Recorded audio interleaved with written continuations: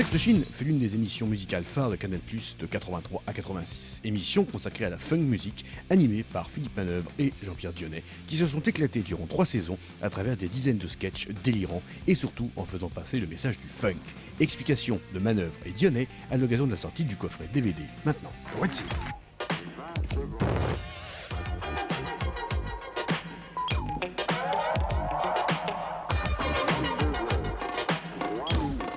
Quand on a quitté la télévision, effectivement, toutes les bandes des enfants du rock, des émissions enfants du rock, donc les Sex Machine, les Impeccables, tout a été mis et placé à l'INA. Très souvent, on nous a demandé si on ne souhaiterait pas participer. Certains de nos sketchs passent dans des émissions comiques ou et même une fois, une très grosse maison de cinéma nous a proposé de ressortir tous les sketchs. Alors, nous n'avons jamais voulu, jusqu'au moment où nous avons rencontré les gens de Sony qui nous ont dit on aimerait bien sortir les sketchs et les clips. Explication, c'est que moi j'avais fait tous ces sketchs où souvent on est dans des rôles assez bouffons, disons-le, mais je le faisais par amour pour la musique. J'étais prêt à me déguiser en femme, Jean-Pierre à se déguiser en chien, on était prêt à tout faire. C'était pour passer le message du funk. Sex Machine était une émission funk.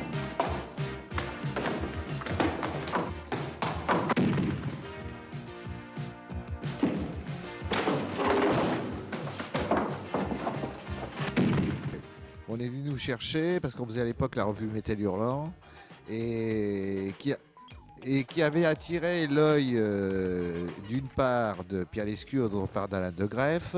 Et donc on est arrivé à la télé, pas en proposant un projet, mais on nous a dit venez, vous allez faire une émission de télé.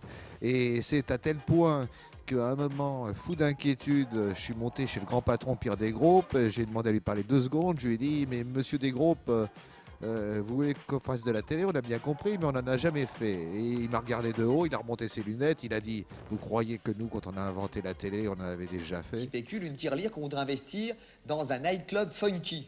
Pardon? Oui, un nightclub funky, un endroit qui s'appelle le Sex Machine actuellement, qu'on voudrait acheter. Et elle contient combien, votre tirelire?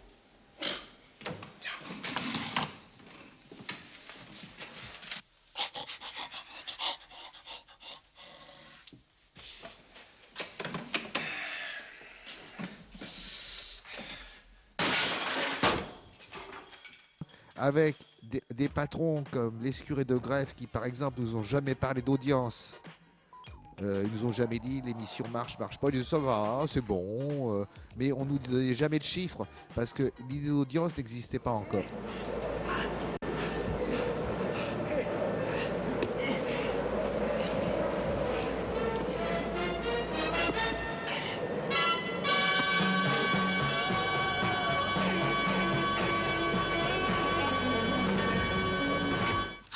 Sex Machine était basé sur un postulat de départ. 2 crétins, Jean-Pierre, Philippe, essayent de rentrer dans une boîte de nuit mythique, le Sex Machine, et ils ont un problème, ils n'y arrivent pas. Et on n'y est pas arrivé pendant 3 ans, on est resté à la porte de ce club mythique, il se passait des choses formidables à l'intérieur. Donc ça, c'était l'idée de départ, le postulat. Instantanément, la mayonnaise a pris.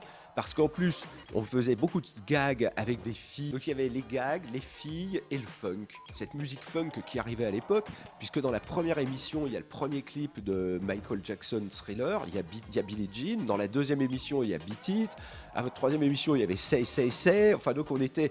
dans la première émission, il y avait Prince. Et dans la 5e émission, on a vu arriver Mademoiselle Madonna. Et je me demande si c'est bien nécessaire. À la basse, il y a Bill, le cher vieux Bill, impassible, imperturbable. Il y a bien sûr un certain nombre de Stone Ladies, comme toujours dans ces occasions-là. Déplumé vieux vautour du beat de cheval, c'est Charlie. Charlie en personne, fumant cigarette sur cigarette. Et à la guitare, je m'approche avec respect, car après tout, qui d'autre que lui tronçonne les riffs qui ont peuplé les 45 tours de notre petite enfance? Kiff. En même temps arrivent les premiers succès crossover du rap avec Run DMC, Sugar Hill Gang et tout ça. Donc en gros, c'est bien joli de dire on va faire une émission, c'est une bonne idée, mais on a eu la chance d'arriver au moment précis où ça changeait. C'était avant MTV, mais déjà il y avait la chanson vidéo Kill the Radio Star qui était dans l'air. Donc cette conjonction fait qu'on est tombé pile. On serait arrivé peut-être 4 ans avant ou 3 ans après, peut-être que ça n'aurait pas marché. On est arrivé au moment où il fallait arriver.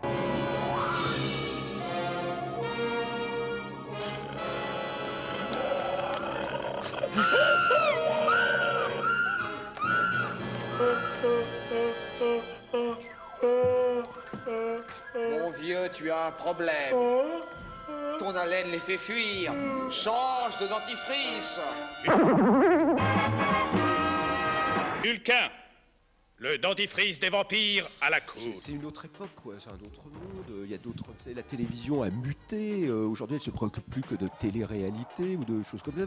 Donc, il faut pas essayer de dire est-ce qu'on pourrait le refaire. L'important, c'est de dire on l'a fait. C'était pile poil. C'était le bon moment. Et là, cette réédition, ça va faire plaisir à beaucoup de gens, quoi. On ne sait jamais ce qui va cartonner. Nous, on a cartonné uniquement en se faisant plaisir. On a oublié ça, la notion de plaisir. Et notre plaisir, on l'a transmis aux autres. Maintenant, il faudrait qu'on montre des graphiques pour dire que notre émission va marcher. Mais une émission, c'est pas un graphique. Une émission, c'est des gens qui y mettent leur cœur. Zéro, renard rusé qui fait sa loi. Zéro, vainqueur, tu les as chaque fois. Zéro.